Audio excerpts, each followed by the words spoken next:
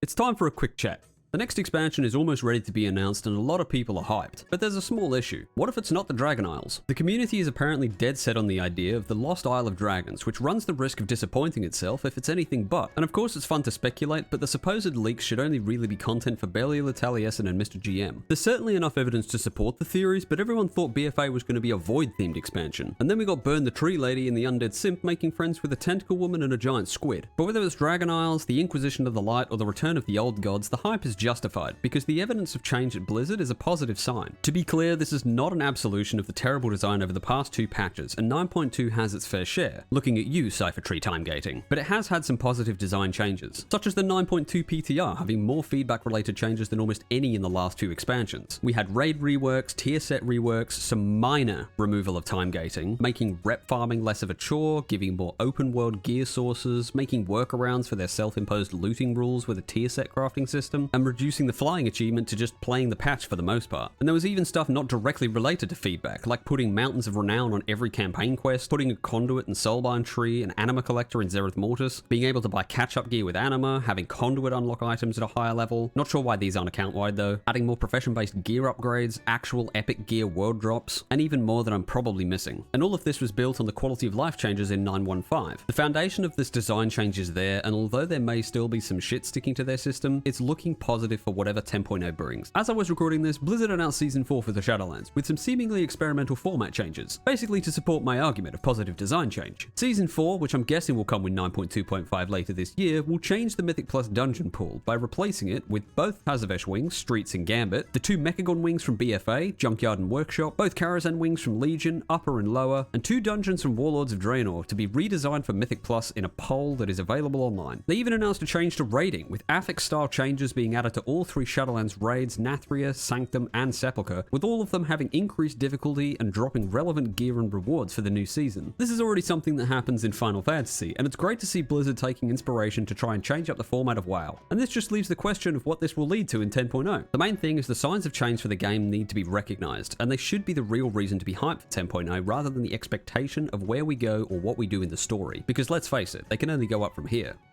right? If you're hyped for the expansion reveal, be it for the story, the gameplay changes, or even just because I can tell you that 10.0 is going to be different. Let me know in the comments. And if you enjoyed this take on the expansion hype, chuck the video a like and subscribe for more. I'll catch you in the next one.